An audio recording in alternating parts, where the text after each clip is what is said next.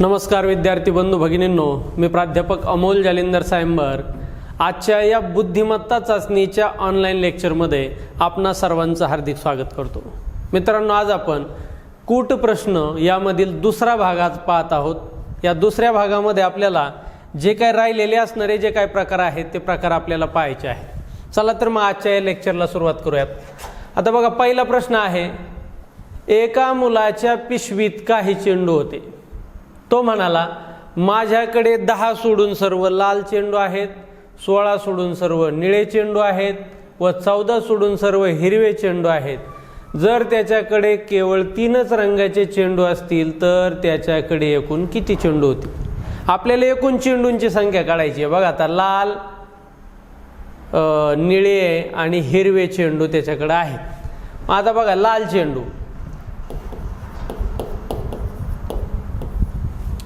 लाल किती सांगितलेत त्यांनी? 10 सोडून सर्व लाल चेंडू आहेत। टोटल चेंडू किती आहेत माहिती आहेत का? टोटल चेंडू कुणालाच माहित नाही। मग आपण जे टोटल चेंडू आहेत ते सर्व चेंडूंची जी संख्या आहे त्या चेंडूंची संख्या आपण त्याला काय म्हणू? एक्स मानू। चेंडू टोटल किती आहे? ती एक्स आहे। मग आता लाल चेंडू किती असतील? तर लाल किती असतील? एक्स वजा 10, कारण 10 सोडून किती येतं? लाल आहेत सांगितलंय। लाल किती सांगितलेत? हे पहा, लाल चेंडू हे लाल सांगितलेत एक्स वजा 10, 10 सोडून सर्व लाल आहेत। बरं, त्याच्यानंतर काय सांगितलंय? निळे चेंडू, निळे किती सांगितलेत? 16 सोडून, म्हणजे आता बघा, हे निळे चेंडू जर सांगायचे झाले तर निळे किती? एक्स वजा 16, 16 सोडून सर्व निळे आहेत। बरं, त्याच्यानंतर पुढं सांगितलंय काय? हिरवे चेंडू किती? 14 सोडून सर्व हिरवे,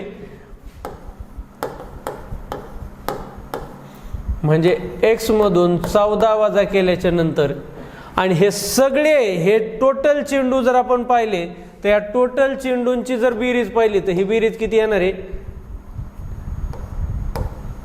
ही बेरीज येणार आहे एक्स, कारण टोटल सर्व मिळून चेंडू किती आहेत? तर सगळे मिळून एक्स चेंडू आहेत, टोटल एक्स। हे एक्स वजा 10, एक्स वजा, मग आता यांची बेरीज, आपल्याला यांची बेरीज करायची। आता बघा, हा प्रश्न एकदम तोंडी आपण सोडणार आहेत, पण हे तोंडी सोडण्यासाठी आपल्याला ही संकल्पना पहिल्यांदा जाणून घ्यायची आहे। मग आता इकडं बघा, इथं काय आहे? एक्स आहे, इथं एक एक्स आहे, इथं आहे, हे सगळे एक्स कसे आहेत? धन एक्स आहेत, म्हणजे सगळ्या एक्सची बेरीज किती होणार आहे? 3 एक्स अधिक नाही। आता बघा, हे पुढं अजून बघायचं आहे आपल्याला। आता हे वजा 10 इथं, हे वजा 16 आणि हे वजा 14। मग ज्या वेळेस आपण पाहिलंय की समान चिन्ह असतात त्यांचे काय केली जाते? बेरीज केली जाते, उत्तराला चिन्ह जे आहे ते दिलं जातं। मग आता हे 10, 16, 14, 16 आणि 14 किती झाले? 30, 30 आणि 10 40, 40ला चिन्ह मात्र काय येणार आहे? ऋण 40 बरोबर एक्स, हे बरोबर एक्स यांची। मग आता बघा, स्वरूप पद आपल्याला एका बाजूला घ्यायचे आहेत, म्हणजे हा जो 40 आहे हा बरोबर चिन्हाच्या इकडं आणला तर इकडं धन होईल, धन 40 होईल, आणि हा एक्स जर बरोबर चिन्हाच्या तिकडं आणला तर काय होईल? वजा एक्स होईल। मग हे 3x वजा हा एक्स आणि बरोबर हा 40। मग आता या 3x मधून एक्स गेला, खाली राहिले 2x, 2x बरोबर 40। एक्सची किंमत काढायची आहे तुम्हाला। एक्स बरोबर 40 भागिले 2, मग बे 1 बे, बे 2 4, अशा पद्धतीने उत्तर आलं किती? 20। म्हणजे या ठिकाणी बघा, एक्सची किंमत तुम्हाला किती मिळाली? तर एक्सची किंमत मिळाली 20। म्हणजे या ठिकाणी किती? टोटल चेंडू किती आहेत? तर टोटल चेंडू 20 आहेत, म्हणजे उत्तर तुम्हाला मिळालं। पण आता हेच उत्तर आपण तोंडी कसं काढलं असतं? आता बघा, तोंडी याच्यासाठी ही संकल्पना कळणं गरजेचं आहे। आपण केलं काय? बघा, इथला एक्स, इथला एक्स, म्हणजे जेवढे चेंडूंचे प्रकार आहेत तेवढा एक्स वेळा असणार आहे। म्हणजे इथं चेंडूंचे जर 5 रंग असते तर इथं काय झाला असता? प्रत्येक वेळेस 5, म्हणजे इथं 5 एक्स झाला असता। इथं चेंडूंची संख्या 3 होती म्हणून इथं 3 एक्स झाला। आणि आपण काय केलंय बघा, एवढे जेवढे सोडून येत या सगळ्यांची बेरीज केली। इथं 10 सोडून, इथं 16 सोडून, इथं 14 सोडून, ह्या सगळ्यांची बेरीज झाली। आता इकडच्या बाजूला हा एक्स असणारच आहे, कारण सगळे मिळून एक्स चेंडू आहेत।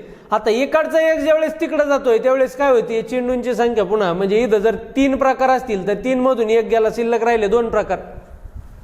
आणि त्या आलेल्या बेरजेला काय केलं? या 2 ने भागले, म्हणजे एकदम आपल्याला एक फॉर्म्युला आपल्याला या ठिकाणी मिळतोय. काय करायची, सोडून सोडून यांची बेरीज करायची आणि या बेरजेला जेवढे काय चेंडूंचे प्रकार आहेत या प्रकारातून एक वजा करायचा आणि त्याने हे करायचं. म्हणजे बघा इथं या सोडून सोडूनची बेरीज किती आली होती, ही 40 आली होती आणि प्रकार चेंडूचे होते 3, त्याला आपण 2 ने भागलं.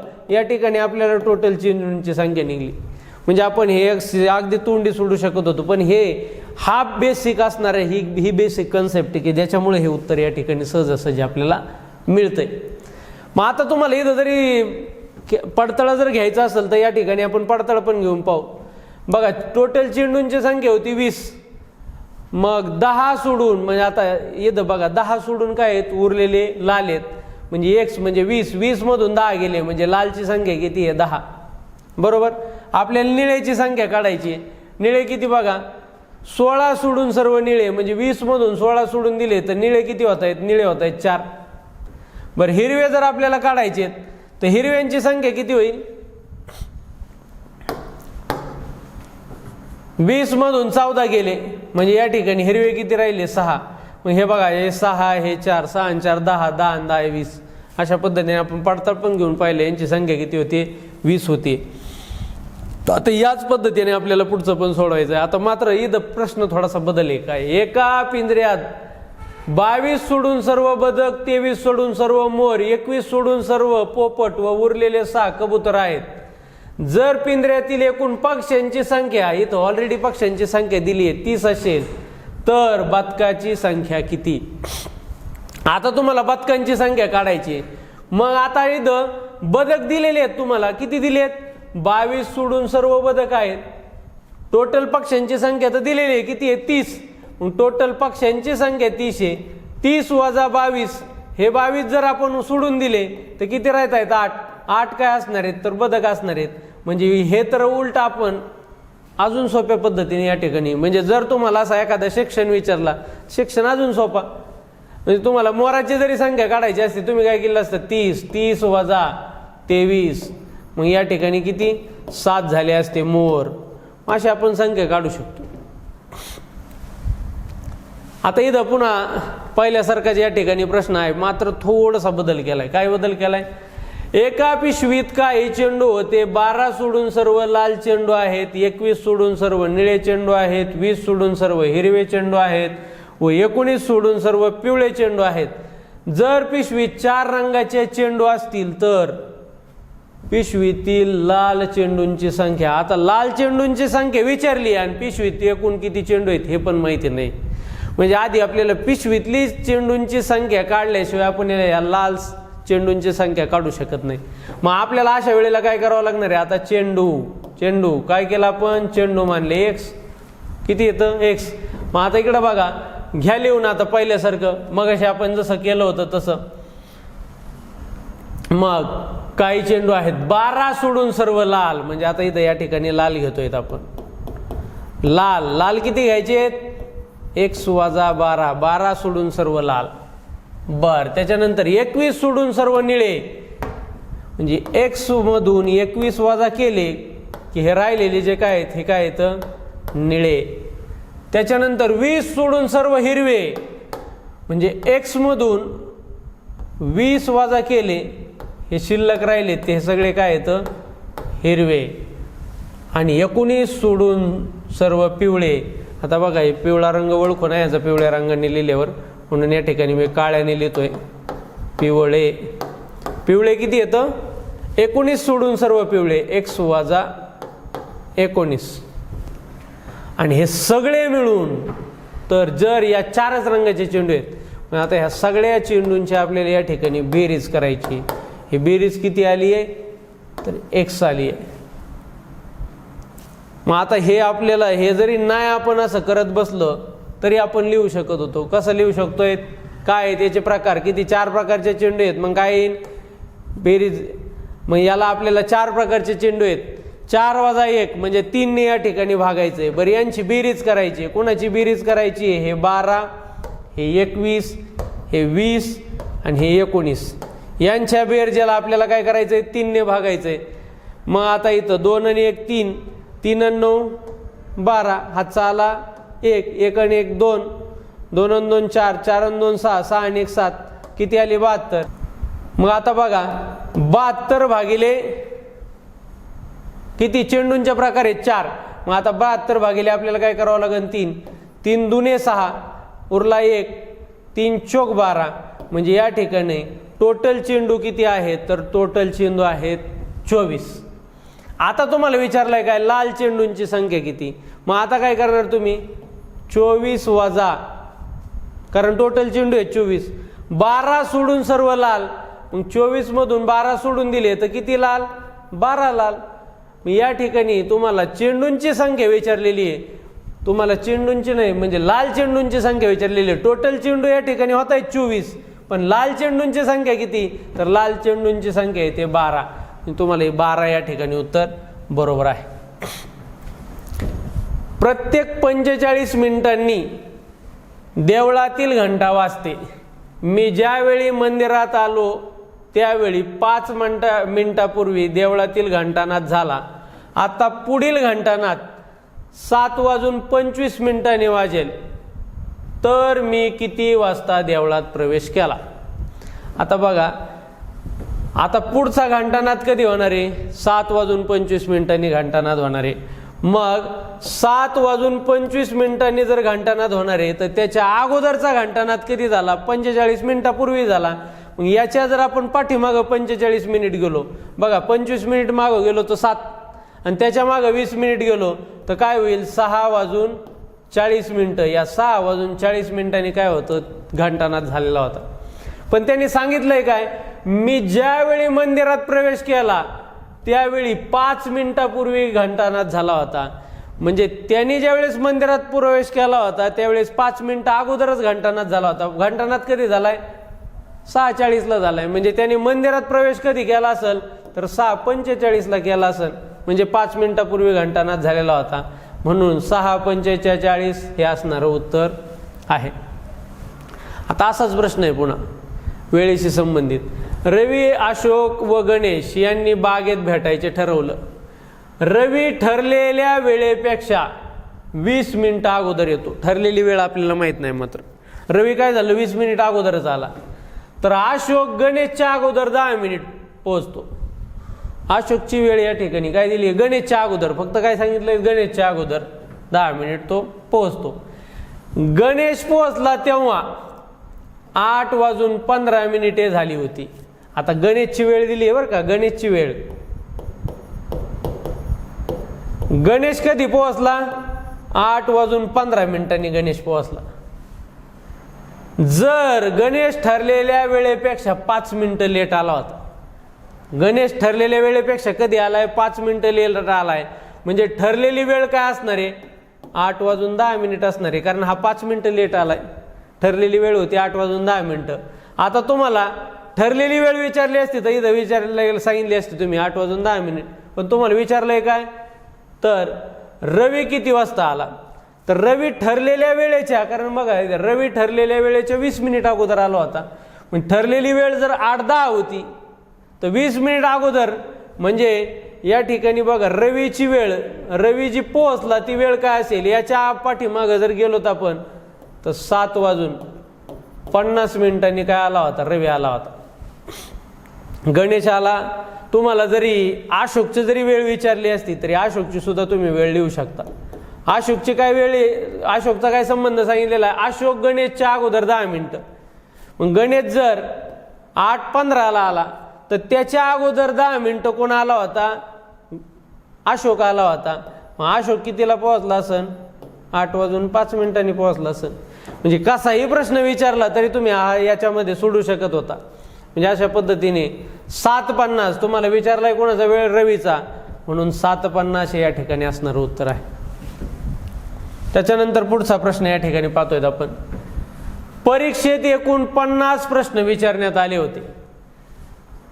त्या परीक्षेतील प्रत्येक प्रश्नाच्या बरोबर उत्तरासाठी 4 गुण मिळतात आणि चुकीच्या उत्तरासाठी 2 गुण कमी होतात. गौरीला त्या परीक्षेत 50 गुण मिळाले, तर त्या परीक्षेत गौरीचे किती प्रश्न बरोबर आले. तुम्हाला बरोबर प्रश्न किती आहेत ते काढायचे. आता गौरीला मिळालेत किती गुण, 50च गुण मिळालेत आणि परीक्षा किती प्रश्नांची आहे 50 प्रश्नांची परीक्षा. आता बघा काय करायचं, समजा हे 50ची 50 प्रश्न जर बरोबर असते, 50ची 50 बरोबर असते तर प्रत्येक प्रश्नाला गुण किती मिळत आहेत, 4 गुण मिळत आहेत. म्हणजे 50 गुणिले जर 4 केलं असतं तर 200 मार्क मिळाले असते. 50 गुणिले 4 जर केलं तर काय होतं, 200 मार्क पडता येते. परंतु गौरीला तेवढे पडलेत का, नाही. गौरीला पडलेत किती ऍक्च्युअल मध्ये, गौरीला पडलेत 50च मार्क.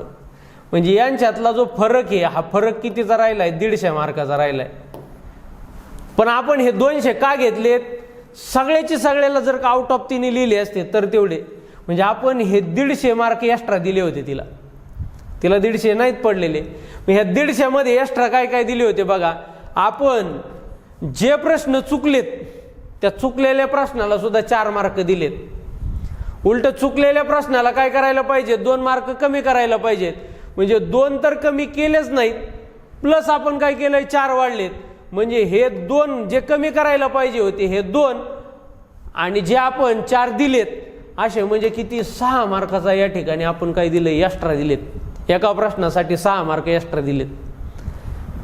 मग असे किती प्रश्न चुकलेत, हे चुकलेले प्रश्न जर काढायचे असतील तर आपल्याला काय करावं लागेल, हे एक्स्ट्रा दिलेले जे 150 मार्क आहेत या 150ला काय करावं लागेल, 6 ने भागावं लागेल. आपण भागलं 150 भागिले 6, मग या ठिकाणी आपल्याला चुकलेल्या प्रश्नांची संख्या कळेल. मग आता बघा 6 1 6 6 2 12 किती उरले 3, मग 6 5 30. म्हणजे या ठिकाणी बघा 25 प्रश्न या ठिकाणी काय होते, ते चुकले होते. तुम्हाला विचारलंय काय बरोबर किती आले होते, मग 25 प्रश्न चुकलेत तर बरोबर सुद्धा किती आलेत, 25च आलेत. कारण परीक्षा किती आहे, 50 प्रश्नांची आहे. मग 50, आता याचा पडताळा घेऊन पाहू. आपल्याला उत्तर मिळालंय काय, त्या परीक्षेत गौरीचे बरोबर प्रश्न किती आले असतील तर 25 आले असतील, उत्तर मिळालं. पण आपण पडताळा घेऊन पाहू.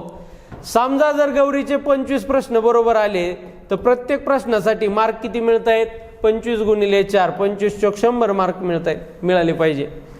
पण तिचे 25 प्रश्न चुकलेत, मग प्रत्येक चुकीच्या प्रश्नासाठी किती गुण वजा होत आहेत, 2 गुण.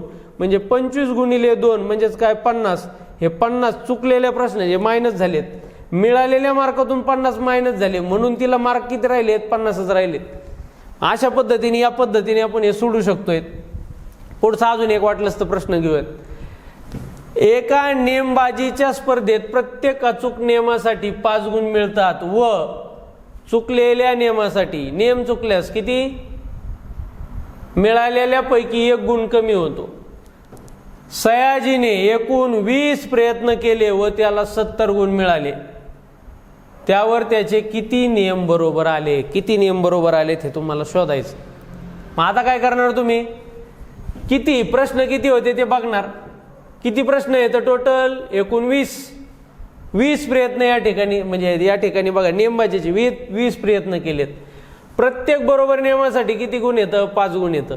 मग सर 20ची 20 गुणिले 5 तर त्याला गुण किती मिळणार आहे, 20 गुणिले 5, 20 5 100. पण त्याला 100 पडलेत का सयाजीला, नाही. किती गुण मिळालेत त्याला, 70च मिळालेत. मग या 70 मध्ये 100 मध्ये फरक कितीचा आहे, 30चा फरक आहे. म्हणजे 30 गुण त्याला पडलेले नाहीयेत. मग हे 30 आपण एक्स्ट्रा दिले होते. हे एक्स्ट्रा कसे दिले, हे 30 आपण 1 गुण जो कमी करायचा तो 1 गुण तर नाही कमी केला, प्लस आपण काय केलं, त्याला 5 गुण एक्स्ट्रा दिलेत. म्हणजे हे 5 दिले आणि हा 1 सुद्धा कमी नाही केला. म्हणजे असे किती गुण होत आहेत, 6. हे 6 गुण आपण त्याला प्रत्येक प्रश्नासाठी एक्स्ट्रा दिलेत. मग जर चुकलेले प्रश्न काढायचे असतील तर काय करावं लागेल, या 30ला 6 ने भागावं लागेल. मग 30 1 30 म्हणजे 6 1 6 आणि 6 5 30. या ठिकाणी किती तर 5 प्रश्न या ठिकाणी 5 नियम त्याचे चुकलेले आहेत. मग 5 नियम चुकलेत तर तुम्हाला विचारलंय काय, त्याचे किती नियम बरोबर आले. 20 नियमातले 5 नियम चुकले, म्हणजे बरोबर किती नियम आले, 15 नियम आले. हा जर पडताळा घेऊन पाहायचं झालं तर बघा बरं, त्याचे 15 नियम बरोबर आले आणि प्रत्येक बरोबर नियमाला 5 गुण, म्हणजे असे किती झाले 75. आणि किती चुकले, 5 चुकले. आणि प्रत्येक चुकलेल्या याला 1 कमी होतो, म्हणून 5 1 5 आणि याच्यातून या 75 मधून हे 5 वजा केले तर 70, म्हणजे त्याला 70 गुण मिळालेत. 70 बरोबर आहे का? आहे. म्हणजे पडताळा घेऊन सुद्धा आपण पाहिलं ते उत्तर बरोबर येत आहे. त्याच्यानंतर आता पुढचा प्रश्न बघतोय आपण. एका परीक्षेत रवीला 80% गुण मिळायला 8 गुण कमी पडले, तर अमितला 70%पेक्षा 5 गुण जास्त पडले. जर अमितला रवीपेक्षा 2 गुण कमी मिळाले असतील तर त्या परीक्षेत रवीला एकूण किती गुण मिळाले? रवीला एकूण किती गुण मिळाले ते तुम्हाला याच्यामध्ये काढायचं आहे. मग आता इथं बघा, रवी पहिल्यांदा कोण आहे? रवी आहे. हा रवी. आणि दुसऱ्यांदा कोण आहे? अमित. हा अमित. बघा आता दोघांना, याला किती? 80%, हे टक्क्यात सांगतोय बरं का. आणि याला किती पडलेत? 70%. म्हणजे ॲक्च्युअलमध्ये एवढे पडले नाहीत. काय झाले? 80%ला 8 गुण कमी पडले त्याला, म्हणजे 8 गुण कमी आहेत. 80 पेक्षा पण 8 कमी. आणि याला 70%पेक्षा 5 गुण जास्त आहेत. याला काय येतं? 5 गुण जास्त. हे ॲक्च्युअल गुण आहेत आणि हे टक्के आहेत. आणि पुन्हा सांगितलंय, जर अमितला रवीपेक्षा, एवढंच नाही, अमितला रवीपेक्षा 2 गुण कमी मिळालेत, म्हणजे याला 2 काय मिळालेत? अजून कमी मिळालेत. म्हणजे बघा, यांच्यातला जर फरक आपण काढायचा झाला, हा फरक, तर अजून 2 अमितला याच्यापेक्षा अजून 2 काय येतं? कमी येतं.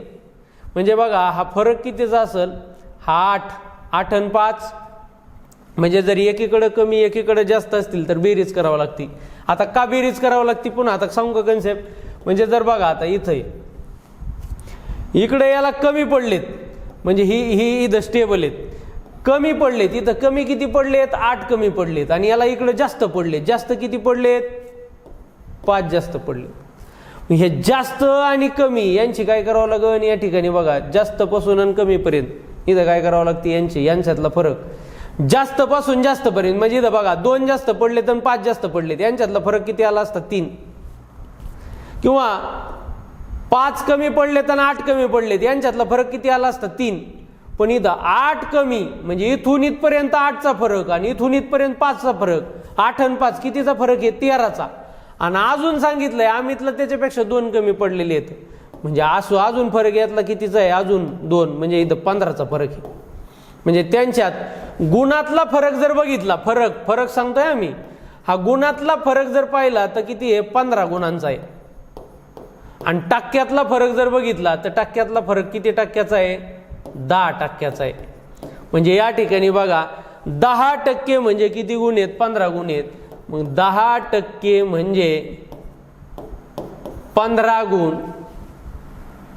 तर याला किती? 80% पडलेत. असं रवीचे मार्क विचारलेत ना, रवीला एकूण किती गुण मिळाले? रवीला 80%ला 8 गुण कमी मिळालेत. मग 80% काढून घ्या. 80% म्हणजे किती? 10% म्हणजे 15, तर 80% म्हणजे किती? तिरकस गुणाकार 15 गुणिले 80 छेद 10. 0 गेला 0 गेला. 15 8 120. आता 120, 80% म्हणजे 120, पण त्याला 8 गुण कमी मिळालेत, म्हणजे 120 मधून 8 वजा करावं लागतील. मग किती आले? 112. 112 गुण त्याला मिळालेले आहेत. 112 कुठल्या ऑप्शनमध्ये आहे? तर तिसऱ्या ऑप्शनमध्ये असणारं उत्तर आहे. स्टाफ सिलेक्शन कमिशन 2012ला विचारलेला प्रश्न आहे. मग आता हा पडताळा जर घेऊन पाहायचा असला तर आपण पडताळा सुद्धा घेऊन पाहू शकतो. 112 गुण त्याला मिळालेले बरोबर आहेत का? मग आता जर याला 112 मिळालेत तर याला किती मिळाले असतील? बघा आता 10% म्हणजे 15 गुण आहेत. मग 70% म्हणजे किती? तर बघा 70 गुणिले 15 म्हणजे 15 साठी 105, म्हणजे याला 105 अधिक किती येतं? 70%पेक्षा 5. 105 आणि 100 ते पुन्हा 5 किती होतील? 110. यांच्यात कितीचा फरक आहे? 2चा आहे का फरक? बरोबर आहे ना? बरोबर आहे ना? यांच्यात 2चा फरक आहे. मग अशा पद्धतीने तुम्हाला विचारलं होतं याचे मार्क किती. आपण बरोबर पडताळा या ठिकाणी पाहिलंय. एका शाळेत विद्यार्थी व शिक्षकांची एकूण संख्या 1350 आहे. त्या शाळेत प्रत्येक 17 विद्यार्थ्यामागे एक शिक्षक असेल तर एकूण शिक्षकांची संख्या किती? एकूण शिक्षकांची संख्या काढायची. आता 1350 हे काय आहे तर शिक्षक आणि विद्यार्थी मिळून 1350. आता बघा 17 विद्यार्थ्यामागे एक शिक्षक म्हणजे 17 आणि एक 18 असा 18चा एक गट तयार होतोय. म्हणजे असे 18 गट करून या सगळ्यांची बेरीज किती येते तर 1350 या ठिकाणी बेरीज येते. या 1350ला जर आपण 18ने भागलं ना तर या ठिकाणी आपल्याला गट निघतील. मग प्रत्येक गटात एक एक शिक्षक आहे. मग आपल्याला शिक्षकांची संख्या निघेल कारण 17 या गट बघा 17 विद्यार्थी एक शिक्षक असा गट आहे. म्हणजे जेवढे गट असतील तेवढे शिक्षक. शिक्षकांची संख्या करायची तुम्हाला भागावं लागेल. मग 18 7 126 या ठिकाणी 7 राहिले किती 26 आणि 9 म्हणजे झाले 90. 18 5 90. मग या ठिकाणी किती गट होत आहेत तर 75 गट होत आहेत. मग प्रत्येक गटात एक एक शिक्षक आहे. म्हणजे शिक्षकांची संख्या किती आहे तर शिक्षक किती असणार आहेत 75. शिक्षक 75 हे उत्तर या ठिकाणी आलेलं आहे. एका परीक्षा कक्षात प्रत्येक 35 विद्यार्थ्यामागे 2 शिक्षकांची नेमणूक झाली आहे. अशा एकूण 16 शिक्षकांची नेमणूक झाली असल्यास जास्तीत जास्त किती विद्यार्थी परीक्षेला बसलेत. आता परीक्षेत गार्डिंगचा विषय आहे. एका वर्गात किती विद्यार्थी आहेत 35 विद्यार्थी येतं आणि शिक्षकांची नेमणूक किती केली आहे 2 शिक्षकांची नेमणूक केली. मग तुम्हाला 16 शिक्षक आहेत. टोटल शिक्षक किती येतं 16 शिक्षक आहेत. तर तुम्हाला परीक्षेला किती विद्यार्थी बसलेत ते काढायचं. मग आता बघा 16 जर शिक्षक आहेत प्रत्येक हॉलमध्ये म्हणजे 35 विद्यार्थ्याच्या हॉलमध्ये 2-2 शिक्षक आहेत. म्हणजे याला जर 2ने भागलं तर आपल्याला हॉलची संख्या निघेल किती हॉल आहेत. मग बे 8 = 16 म्हणजे 8 हॉल आहेत. आता तुम्हाला विचारलंय काय परीक्षा किती विद्यार्थी किती परीक्षेला बसलेत. 8 हॉलमध्ये प्रत्येक हॉलमध्ये किती येतं 35 आहेत. म्हणजे याला काय करावं लागेल 8ला 35ने गुणावं लागेल. 8 × 5 = 40 0 हातचे आले 4 पुन्हा 8 × 3 = 24 24 आणि 4 = 28. या ठिकाणी परीक्षेला किती मुलं बसले होते तर 280 मुलं बसले होते. अशा पद्धतीने आपण हे सोडलेलं आहे. पुढचा प्रश्न एका वर्गात मुलांची संख्या मुलींच्या संख्येच्या 1/3 पट आहे तर खालीलपैकी कोणती संख्या वर्गातील एकूण पट दर्शवणार नाही. आता बघा मुलांची संख्या मुलींच्या संख्येच्या तुलनेत दिलंय मुलींच्या संख्येच्या 1/3 पट. म्हणजे जर मुलींची संख्या 1 असेल तर मुलांची संख्या 1/3 पट. उलट जर करायचं झालं जर मुलींची संख्या 3 असेल तर मुलांची संख्या 1 पट. म्हणजे जर मुलं इथं बघा मुलं आणि मुली मुलं 1 पट असतील तर मुली 3 पट आहेत. मुलं 1 पट असतील तर मुली 3 पट कारण 3 पैकी 1 भाग हा मुलांचा आहे. आता सांगितलंय काय पुढं तर पट दर्शवणारी संख्या. आता बघा यांची जर आपण पट जर काढायचा म्हणलं तर या पटीमध्ये मग याची पट जर काढायची झाली ही 1 पट हे 3 पट मिळून किती पट झाले 4 पट. म्हणजे 4च्या पटीमध्ये त्यांची संख्या भरणारी. वर्गातला पट जो असतो तो पट दर्शवणारा. पट म्हणजे काय एकूण संख्या दर्शवणारा. मग एक तर वर्गात ते 4 पोरं असतील नाही तर 8 असतील नाही तर 12 असतील नाही तर 16 असतील. म्हणजे 4च्या पटीत असणारा पट असणारे. मग तुम्हाला काय सांगितलंय कोणता पट दर्शवणार नाही. पट दर्शवणार नाही म्हणजे 4च्या पटीतली संख्या नसली ती किती पट दर्शवणार नाही. मग आता या ठिकाणी बघा 36 4च्या पटीतली संख्या आहे. 35 मात्र 4च्या पटीत नाहीये. 35ला कुठं भाग जातोय म्हणजे ही संख्या असणार आहे ती. 40 आहेत 128 आहे. म्हणजे उत्तर काय आलं तर उत्तर आलं 35. या ठिकाणी पुढचा प्रश्न घेतोय एका बादलीत 3/5 भाग पाणी भरले तर त्या बादलीचे वजन 15 किलो भरते. जर त्या बादलीत 4/5 भाग पाणी भरले तर तिचे वजन 19 किलो होते. ग्रॅम भरते किलोग्रॅम बरं का. तर पाण्याने पूर्ण भरलेल्या बादलीचे एकूण वजन किती. एकदम सोपा प्रश्न आहे. काय आहे बघा 3 भाग ही बादली अशी एक बरोबर. त्या बादलीमध्ये समान किती भाग पाडलेत 5 भाग पाडलेत. त्यातले 3 भाग हा 1 भाग 2 भाग 3 भाग ऑलरेडी काय झालेत भरलेले आहेत. आणि त्याचं वजन किती भरतंय 15 किलो भरतंय. बरं अजून 1 भाग वाढला इथं बघा अजून 1 भाग म्हणजे हा 4था भाग वाढला की वजन किती भरतंय 19 किलो वजन भरतंय. तर पूर्ण भरलेल्या बादली म्हणजे 5 भाग जर वाढला भरला तर पूर्ण भरलेल्या बादलीचं वजन किती असेल बघा.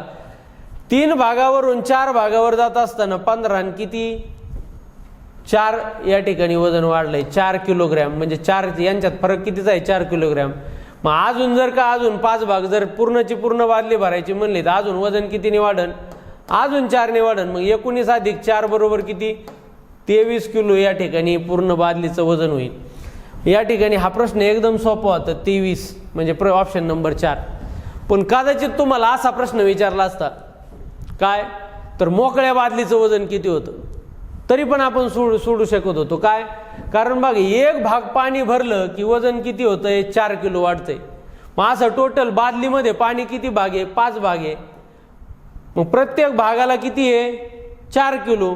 मग असे 5 भाग 5 भागाचं टोटल वजन किती होईल तर 5 चोक 20 किलो होईल. आणि टोटल बादली किती किलो आहे 30 किलो आहे. म्हणजेच या ठिकाणी मोकळ्या बादलीचं वजन किती तर मोकळ्या बादलीचं वजन किती आलं असतं 3 किलो. म्हणजे कधी कधी अशा प्रश्नात मोकळ्या बादलीचं सुद्धा वजन विचारू शकतात. तर अशा पद्धतीने तुम्ही ते लिहायचं आहे. टॅक्स असिस्टंट 2013चा प्रश्न वाटतो. लोकांच्या एका गटात 40 जोडपे आहेत. उरलेले लोक एक एकटे आहेत. एक एकट्या पुरुषांचे एक एकट्या स्त्रियांशी असलेले गुणोत्तर 2:1 आहे आणि पुरुषांच्या संख्येचे स्त्रियांच्या संख्येशी असणारे गुणोत्तर 3:2 इतके आहे. तर पुरुषांची एकूण संख्या तुम्हाला काढायची.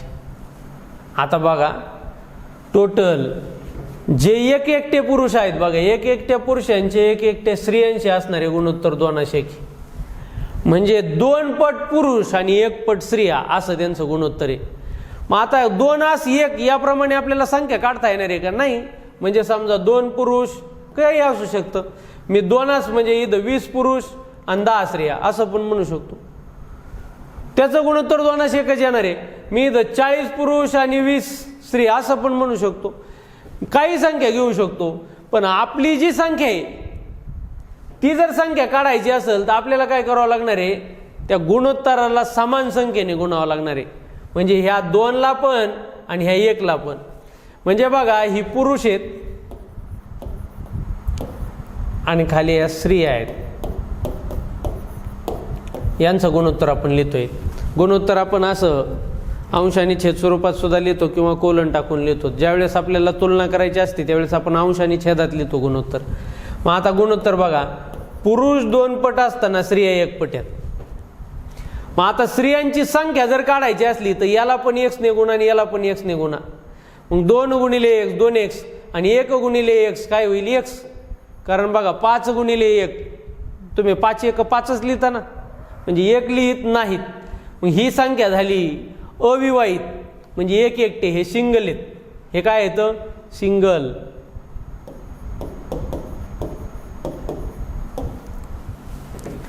मग आता विवाहित जोडपे किती आहेत यांच्यात 40 जोडपे येतं. मग आता पुरुषांची संख्या जर सांगायची झाली तर हे 2x पुरुष अधिक हे 40 पुरुष जोडपे म्हणजे काय आहेत पुरुष 40 पुरुष आणि 40 स्त्रिया आणि स्त्रिया किती आहेत ह्या 40 स्त्रिया. आता बघा मग टोटल स्त्रियांची आणि पुरुषांची म्हणजे एक एकटे असणारे आणि हे विवाहित हे जोडपे येतं. हे जोडपे असणारे जर का यांची सगळ्यांची बेरीज केली तर यांचं गुणोत्तर किती येतंय 3:2 म्हणजे हे 3 पट आणि हे 2 पट. आता गुणोत्तराची आपण तुलना करतोय तर तुम्हाला पुरुषांची संख्या या ठिकाणी सांगायची आहे. आता या ठिकाणी बघा असं समीकरण आपल्याला तयार करता येईल. काय आता ह्या 2नी हा बरोबर चिन्हाच्या इकडे गेला तर याला गुणिणार आहे, याला गुणिणार आहे आणि हे बरोबर चिन्हाच्या इकडे गेलं तर याला गुणिले होणार आहे. मग आता मी डायरेक्ट आता गुणिले इथून डायरेक्टच गुणाकार करतो. 2 गुणिले 2x किती होईल 4x अधिक 2 गुणिले 40 किती होईल 80 बरोबर. आता हे जर पलीकडे गेलं तर 3चा आणि याचा गुणाकार होईल. 3 गुणिले x किती होईल 3x अधिक 4 त्रिक 12 म्हणजे 120 एका ओळीत समीकरण झालं. आता इथं स्वरूप पद जर एका बाजूला घेतले हे 3x मी बरोबर चिन्हाच्या इकडे नेले. आता हे बरोबर चिन्हाच्या इकडे काय आहे 4x आणि हे 3x इकडे आले तर काय होतील वजा 3x बरोबर चिन्हाच्या इकडे 120 हे अधिक 80 इकडे आले तर हे होतील वजा 80. मग 120 मधून 80 गेले तर खाली राहिले 40 आणि या 4x मधून 3x गेले तर खाली राहिले x म्हणजे x ची किंमत किती आली तर 40 आली. मग आता तुम्हाला पुरुषांची संख्या, ही सगळी पुरुषांची संख्याची, ही पुरुषांची संख्या. पुरुषांची संख्या किती, पुरुषांची संख्या याच्यात किंमत टाका. 2 गुणिले x ची किंमत किती आहे 40, 40 अधिक 40. मग 2 गुणिले 40 म्हणजेच किती 80, 80 अधिक 40 बरोबर किती तर 120. पुरुषांची संख्या या ठिकाणी किती तर पुरुषांची संख्या होती 120. त्याच्यानंतर एका वर्गात 500 मुले आहेत, त्यातील 200 मुले चहा पितात, 200 मुलं कॉफी पितात आणि 200 मुलं पेप्सी पितात. आता बघा वर्गात मुलं किती आहेत 500, आणि जर तुम्ही या सगळ्यांचा हिशोब केला तर इथं बघा, इथं हे 200 हे 200 हे 200 मुलं तर 600 होत आहेत. 600 मुलं आहेत का नाही, म्हणजे यातले काही मुलं असे असणार आहेत की जे चहा पित आहेत, कॉफी पित आहेत. मग असे कॉफी पिणारे, एकूण कॉफी पिणारे मोजले आहेत, एकूण चहा पिणारे मोजले आहेत, म्हणून या ठिकाणी 100 जास्त पडलेत. ॲक्च्युअलमध्ये 100 जास्त आहेत का नाहीत. मग अशा वेळेस काय करावं लागतं आपल्याला, इथं वेन आकृती काढल्याशिवाय आपल्याला सहजासहजी आकलन होत नाही. मग या ठिकाणी मी वेन आकृती काढतो बघा. मग आता इथं हे घेतो चहा पिणारे, हे काय येतं चहा पिणारे घेतले लाल गोलमध्ये. बर, आता या काळ्या गोलमध्ये घेतो मी कॉफी पिणारे. कॉफी पिणारे काय घेतलेत काळ्या गोलमध्ये घेतले. आणि या ठिकाणी बघा हे पेप्सी पिणारे हे घेतले निळ्या गोलमध्ये, पेप्सी पिणारे.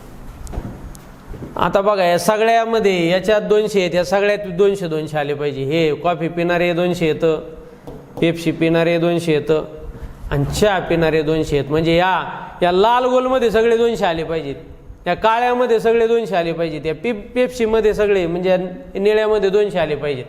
आता इथं दिलंय काय बघा, यामध्ये फक्त 40 मुले हे चहा आणि कॉफी पितात. म्हणजे फक्त म्हणलंय म्हणून इथं मी डायरेक्ट टाकून देतो. फक्त जर नसतं म्हणलं तर आपल्याला इकडं सुद्धा लिहावं लागलं असतं. फक्त म्हणजे काय हे 2च पेय पिणार आहेत, यामध्ये 40 मुलं फक्त चहा आणि कॉफी पितात. मग आता चहा आणि कॉफी इथं बघा, इथं फक्त चहा आणि कॉफी म्हणजे इथं 40 मुलं घ्यायचेत आपल्याला. हे फक्त चहा आणि कॉफीच पिणार आहेत, इतर दुसरं पेय पित नाही. पुढं फक्त 60 मुले कॉफी आणि पेप्सी पितात. कॉफी आणि पेप्सी पिणारे किती येतं हे 60 मुलं आहेत. आणि फक्त हा शब्द वापरलाय म्हणून आपण डायरेक्ट टाकून देतोय बरं का. 50 मुले हे चहा व पेप्सी पितात. आता 50 मुलं चहा आणि पेप्सी पिणारे किती येतं टोटल 50. जर तिन्ही पेय पिणाऱ्यांची संख्या 10 असेल, आता म्हणजे तिन्ही पेय पिणारे बघा इथं सेपरेट 10, तिन्ही पण पिणारे इथं 10 आहेत.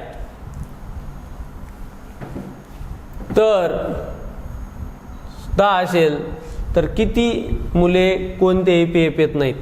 कोणतेही पेय न पिणारे मुलं किती आहेत हे आपल्याला काढायचं. कोणतंच पेय न पिणारे. आता मग आपल्याला आधी एकूण मुलं काढावं लागतील. आता या चहामध्ये सगळे किती आहेत 200. मग आधी हिशोब करा, हे 50 आणि हे 10 60, 60 आणि 40 100.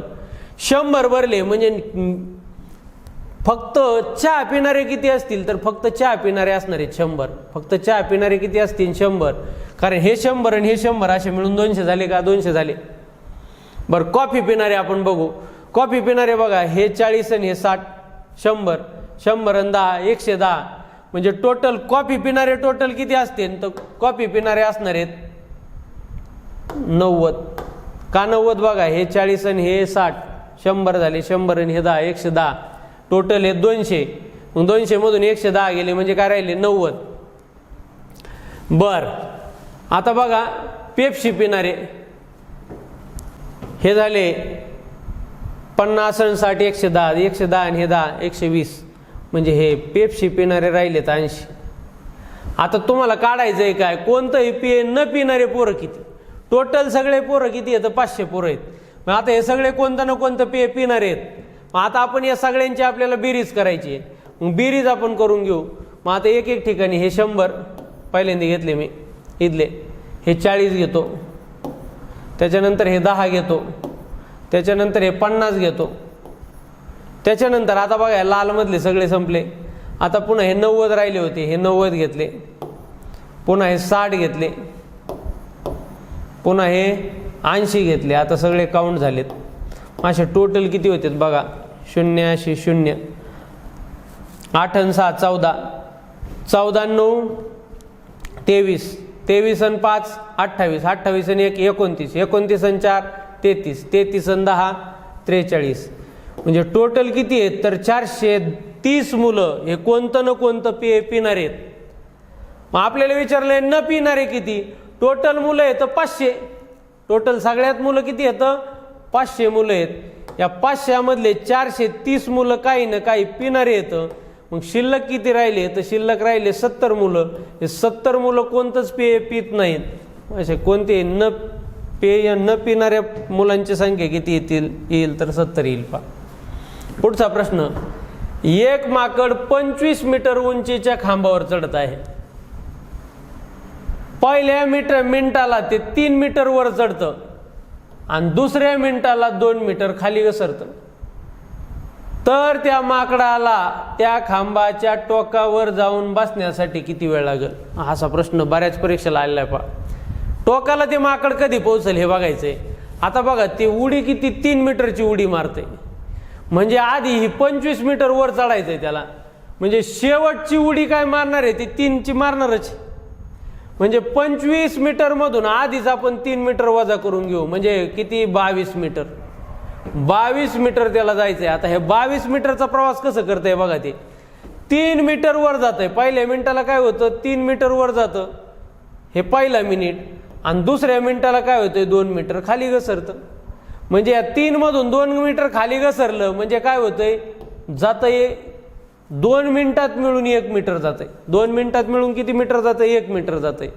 असे तुम्हाला 22 मीटर जाण्यासाठी वेळ किती लागेल 2 मिनिटाला 1 मीटर. म्हणजे 22 मीटर जायला त्याला वेळ किती लागेल 44 मिनिट लागतील. हे 44 मिनिट हे फिक्स झाले. आता 44 मिनिटात ते त्याला गेलं 22 मीटर गेलं. 45व्या मिनिटाला काय होणार आहे उडी मारणार आहे ते डायरेक्ट शेंड्यालाच जाणार आहे, कारण 3 मीटर वर जातं. म्हणजे ज्यावेळेस ती 45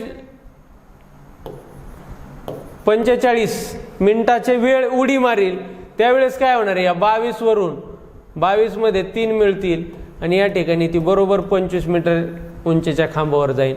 म्हणजे टोटल त्याला लागणारा वेळ किती तर टोटल लागणारा वेळ किती आहे 45 मिनिट आहे. जर 7 उंदीर मारण्यासाठी 7 मांजरांना 7 मिनिट लागतात तर 700 उंदरांना मारण्यासाठी 700 मांजरांना किती वेळ लागेल. तुम्हाला काय काढायचं इथं वेळ काढायचा. आता इथं एकदम कॉमन सेन्सचा प्रश्न आहे. आपण जर नीट विचार केला बघा, आता 7 उंदीर आहेत आणि 7च मांजर आहेत. म्हणजे 7 उंदरांना 7 मांजरं मारतायत. म्हणजे एका मांजराच्या वाट्याला काय येतं एक उंदीर येतोय. मग एक उंदीर एक मांजराला मारायला वेळ किती लागतोय 7 मिनिटं लागतायत. वेळ किती लागतोय 7 मिनिटं. एक उंदीर एका मांजराला मारायला किती वेळ लागतोय 7 मिनिट वेळ लागतोय. मग आता बघा मांजरं पण या ठिकाणी किती येतं 700 येतं आणि उंदरं पण 700 येतं. म्हणजे प्रत्येक मांजराच्या वाट्याला काय येतोय एक उंदीर येतोय. मग 700 मांजरांना 700 उंदीर मारण्यासाठी वेळ किती लागेल तर 7 मिनिट लागेल.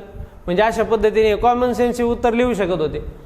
पण नाही तर तुम्ही बघा काळकाम विभागामध्ये जर गेले तर काळकाम विभागामध्ये आपण काय करत असतो मजूर असल वेळ असल हे काय असतं एकमेकाच्या व्यस्त चलनात असतं म्हणून ते व्यस्त चलनात घेतो आणि काम हे त्यांच्याशी समप्रमाणात बदलतं म्हणून समचलनात घेतो. आता ॲक्च्युअलमध्ये हे 7 उंदरं मारणं हे काय हे काम आहे. म्हणजे उंदीर या ठिकाणी काय हे काम आहे. आता या ठिकाणी काम म्हणजे खेळणे असतील आता ते आपण टॉपिकमध्ये ते पाहणारच आहेत. मग या ठिकाणी बघा 7 मांजर म्हणजे काय आहेत काम करणारे वर्कर आहेत हे मजूर आणि यांना वेळ किती लागतोय हे बघा हे मांजर आणि इथं वेळ हा टाईम हा मांजर म्हणजे मॅन आपण मजूर या अर्थाने घेत असतो टाईम 7 मांजर आणि काम काय घडलंय तर 7 उंदरं मारण्याचं काम घडलंय. आता हे व्यस्त चलन आहे व्यस्त चलनात गुणाकार स्थिर असतो. मग आता इथं पुढचा गट काय दिलाय 700चा गट दिलाय म्हणजे 700 मांजर आहेत पुढच्या गटात. वेळ दिलाय का वेळ नाही दिलेला. आणि मांजरा आहे, उंदरांना किती उंदरांना मारायचं आहे? 700 उंदरांना मारायचं. मग आता बघा पहिला गट आणि दुसरा गट सेम असतो. मग इथं जर आपण बघितलं तर होणार काय? बघा 7 1 7, 7 1 7, इथं उरला काय 7. इकडं सुद्धा काय होणार आहे? याची सुद्धा इथं आपण केलं 700 1 700, 700 1 700, इथं राहिले x. म्हणजे x ची किंमत काय आहे? तर x बरोबर किती आहे? 7 आहे. x ची किंमत किती आहे? 7. म्हणजे अशा पद्धतीने ह्या x म्हणजे काय होता? वेळ होता, हा टाईम होता. टाईम मग किती टाईम लागेल? तर 7 मिनटं लागतील. आपण आधी पण कॉमन सेन्सने बघितलं होतं. अशा पद्धतीने आपण या दुसऱ्या भागामध्ये सुद्धा आपण जे काय राहिलेली उदाहरणं होते, हे राहिलेले सर्व उदाहरणं आपण याच्यामध्ये घेतलेले आहेत. तुम्हाला या ठिकाणी सरावासाठी 2 प्रश्न दिलेले आहेत, त्यांचे उत्तर आपण काढा, ऑप्शनमध्ये चेक करा. अशा पद्धतीने आपण कूट प्रश्न हा घटक आपला संपलेला आहे. आजच्या लेक्चरमध्ये इथंच थांबूयात. धन्यवाद.